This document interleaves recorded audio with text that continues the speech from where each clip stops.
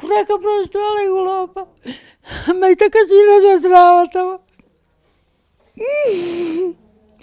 کوڕێکی ژەستاڵم بە نەدۆزراوەتەوە مناڵێک ئەمە سەمە خوشک و دایک و کەس و ئامۆزا و پرزا و خاڵۆزا و کچەزا و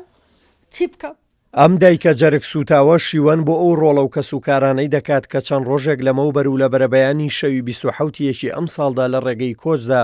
لە دەریای ئیجەخنکان و ئیدی لەو ساتەوە جگە لە خەموو یادەوەریەکانیان هیچ سۆراغێکیان نەما مردنێک بە کۆمەڵ 19 کەس لە یەک خێزاندا لە قوڵایی دەریادا شەپۆلەکان گیانی لێستاندن. من داوام ئەوەیە کە هەموو لێپرسراوەکان ئەم هەموو وەزیرەکان ئەم هەموو خەڵکە کە دانیشتۆ حکوومەتی هەرێم داوایان لێکەین کە ئەم جەنازە خۆشەویستانەمان بۆ بێننەوە ئێمە هیچ کەسێکمان توانامان نێ بەخوا. ژمارەیان 22 نەفەرە 19 کەسیان مردووە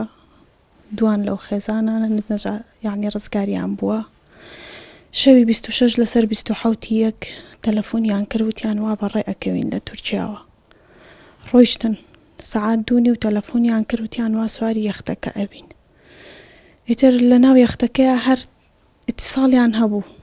لەگەڵ هاوسەرەکەی منە لەگەڵ برای هاوسەرەکەی منە هەر ئیتیساڵیانە کرد هەریانوتەوە باشین عیبمان نییە جارێ بوو بە سەعات 3:55 بۆ 4 ئەڕۆیشت 4 بەیانی ئێمە هەر دانیشت بووین چاوەڕێ بووین لەگەڵ برای هاوسەرەکەما قسەیان کرد باخان قسەی کرد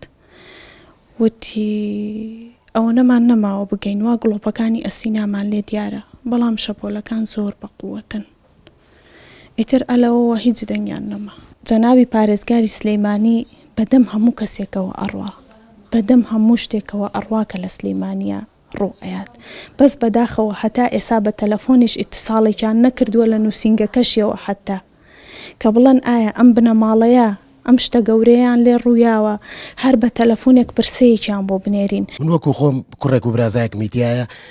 باوەڕکە ئەوەنەی ئەسەفم بۆ ئەوانی کە خواستەوە بۆ ئەمانە بەڕا چونکە هەمووی وایە هەمووی جەرگی خۆی خۆشەوێ هەمووی جەرگی سوتاوە هەمووی پشتی شکاوە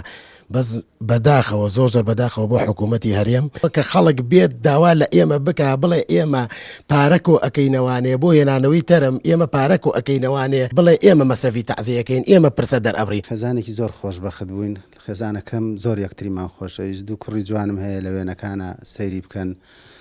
ئیتر ئەوە بوو شتەکە زۆر کتوپڕ قەرارماننا هەر لە ماوەی 3 سەعاتە لەبەرەوەی هەموو کەس 18 کەس 19 کەس خاڵۆزا و پورزای یەکن بە خێزان و دوو کوڕەکەی منەوە کاتە 22 کەسی یەک عایلە شەوی 27 سەعات دوونیوی شەو هەتا دوونیوی شەو من قسەم لەگەڵ کردووە ینی دوونیوی شەو کە سواری ئەو یەختە بووە لە چوارە تووشی و حادیسەیە بوون ئیتر بەلەمەکەیان غەرق بووە تقریبا بزان 5-6 کەس دەرچوە لە 65 کەس هاي داواکاریمانەوە حکومەت یارمەتیمان بە ناشکری نەبێ ئەو حادیسە گەورە هیچ نەبێ نازم هەر جەنازەکەشم دەستکەوت شکرم هیچ لایەنێک پەیوەندیان پێوە کردو ئاگاداریان کردو بۆ هاوکاریکردن و پێویستیەکە نەوەڵا هەر کورسات ئەمە یەکەم کەناڵەکە ئێمڕۆ هاتووە هیچ کەس پەیوەندی پێوە نەکردین و هەفتەیەک ئێمە جەرگ و دڵمان نەماوە نەما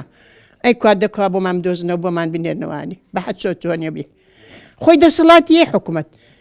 بۆمان بدۆزنەوە بۆمان بێننەوە یان مێڵە غانستانی و بانستانی مناڵەکانمان بخاتە پاپۆڕێکی شکا و بیبادیان بخاتە چۆپێکە و بیبات و سەرن گومیان کە مردنی بە کۆمەڵی ئەم خێزانە کووردا لە دەریای ئیجەدا یەکێکە لە جەرگ بەرترین ڕووداوەکانی کۆچی ڕێگەی تاراوگا کە جگە لە خەم و حەسرەتی ئەو تراژیدیا خەمناکەش کە سوکارەکانیان هیچ شتێکیان بۆ ناوترێت و تەنها سەبووریان بۆ ئەو ئازارە بەسوەیە هێنانەوەی تەرمەکانیانە بۆ ئەوەی لە نزیک خۆیانەوە بە خاکیان بسپێرن.